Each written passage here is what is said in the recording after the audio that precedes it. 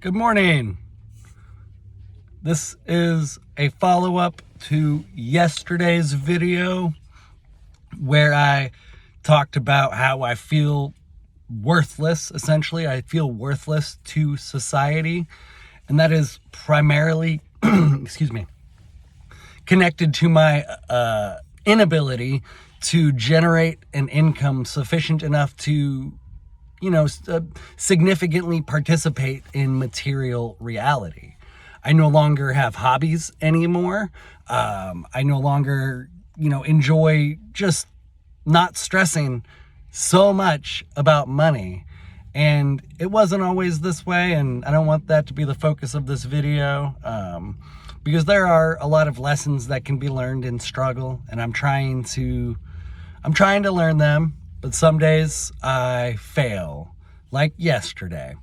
And I don't even think yesterday was a failure, because in reaching out to people, I received back a tremendous amount of love and support.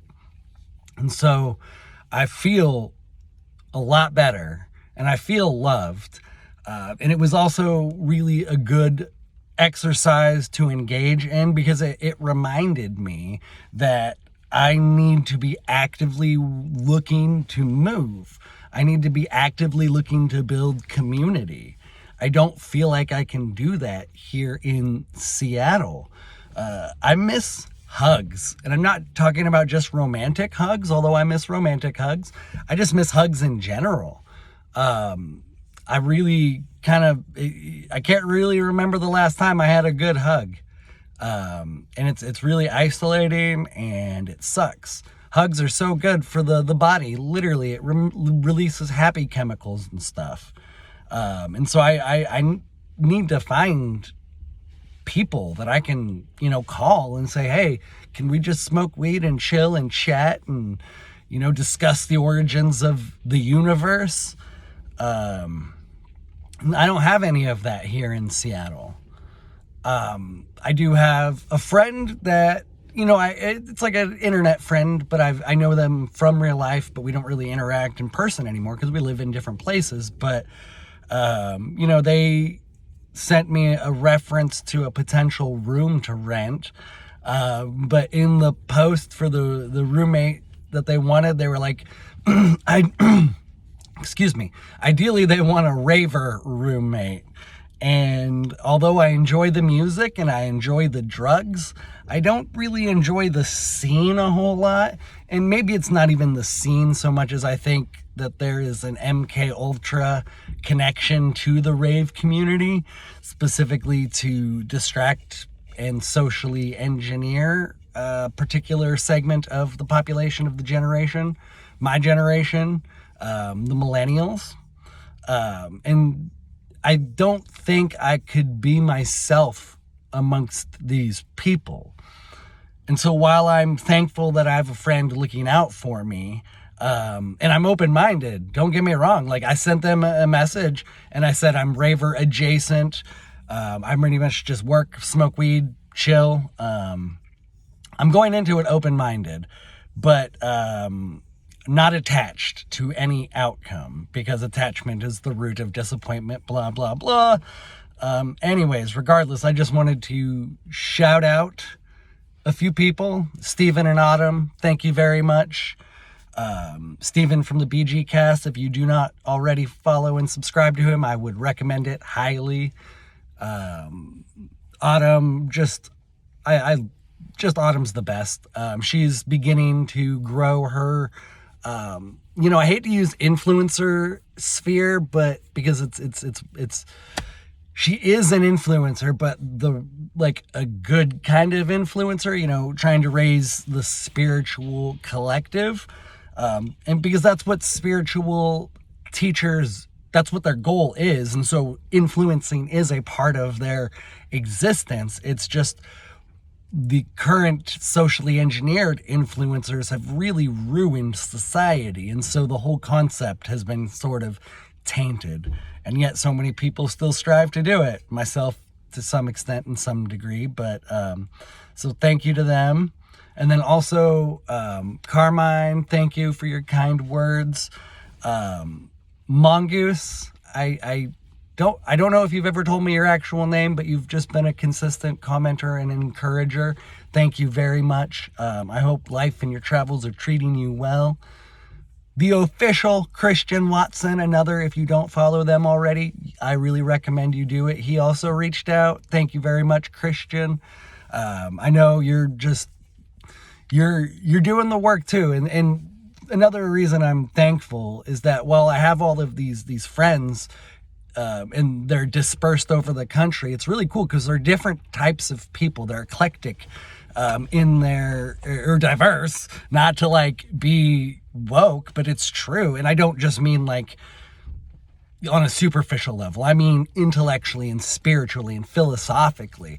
I love and respect all of their different perspectives. And if they were all to sit down, they wouldn't all agree on everything. There would be a lot of commonality, but also still some substantial disagreements. But there are people who do engage in dialectical discourse. And so I'm really thankful to have all of them. And I need to focus on trying to figure out, how to generate an income, but like where to move to and how to generate an income to build a community.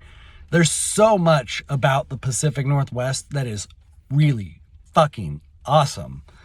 But when you don't feel welcome, when you don't feel at home, when you don't feel comfortable being yourself, it can be so beautiful exterior, like the nature and the opportunities to enjoy what it has to offer. If you're not comfortable in your day-to-day life, it's not a good thing. And I'm not. I just have to bite my tongue, and I can't be my full self in the area. And it's sad because it's funny and ironic because they're supposedly the inclusive bunch, but no, they're not. Though I do believe inclusion is a virtuous objective, it should be obtained through the right means. And so that's where we've really gone astray, is we're using the wrong means to accomplish some of the right objectives. And hopefully we can sort of raise awareness to that, because we all agree there are a lot of problems going on. But, and I said this to an email and Cody, I really don't like how our last conversation went. My fault, I take the blame for it. My computer was lagging. But then also the subject matter, it was too shallow. I really want to drill into the roots of the issues. And we kept it, at a very superficial level. What affects us, blah, blah, blah. So hopefully, because let me reconnect all the points. Most of us agree there are a lot of problems, but where the real divide occurs is where the solutions begin to be presented. Because if someone's solution requires the use of force, that's not a good solution. I'm sorry. That's just not a good solution. Force begets force begets force.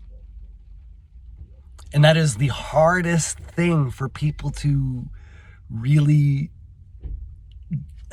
internalize and really, really think about. Force begets force begets force. If your solution requires force, it's not a good solution. And unfortunately, there are a lot of authoritarians in Seattle. And it's a really just claustrophobic, maybe in a sense, environment. And I can use the stand-up comedy scene as an example. I used to be in it a little bit. I was dabbling, but it was just so closed-minded and leftist, which sucks. Literally there would be open mic events where on like the sign up sheet, it would say, no offensive jokes and stuff like that. Which is just like, okay, fucking squares. That's just one example. I'm afraid to admit that I voted for Donald Trump to a lot of people. Like these potential roommates that, like, if I meet them and they're like, did you vote for Donald Trump? I'm going to be afraid to say yes. I'm going to, because that's the truth, but it just means I'm not going to fit in. So I'm worried about that. Like if they even ask, how do I even begin to broach a subject that I know I will be alienated for the views I hold? So that's why I need to get out of Seattle, but I need to figure out how.